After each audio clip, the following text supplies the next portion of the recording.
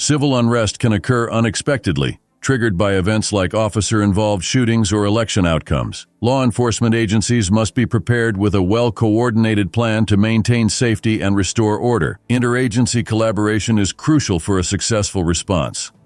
While this is not a comprehensive list of issues, these are all policy discussion points that should be addressed within your municipality. Plan for how arrest teams will be deployed and where arrestees will be taken. Agencies must also account for jail capacity and alternative housing for inmates during civil unrest. Establish mutual aid agreements with neighboring jurisdictions to ensure resources and support are available when needed. These agreements should be regularly updated. Effective multi-agency response requires a unified command structure. While communication barriers may arise, the unified command must maintain trust and ensure strategic deployment. Take inventory of PPE and ensure it is properly fitted. Agencies must be prepared for equipment failures and vehicle damage, such as slashed tires. Access to helicopters and drones should also be considered. Protesters may engage in cyber attacks, such as hacking public safety systems or swatting. Agencies need to develop mitigation strategies to counter potential cyber threats. Social media can escalate situations quickly. Law enforcement should establish a social media plan to inform the public and provide rapid updates on safe zones. Planning for misinformation or deception is also crucial.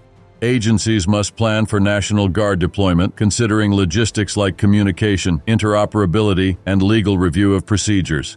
Routine calls for service will continue during unrest. Agencies need a plan to manage standard call volume, ensuring that emergencies like vehicle crashes or domestic violence incidents are still addressed. A communication plan must be in place for coordinating with multiple agencies, ensuring everyone is on the same channels and using plain language or agreed-upon terminology. Identify and secure critical infrastructure, including hospitals, utilities, transportation, and shelters. Plan for additional security measures to protect these essential services.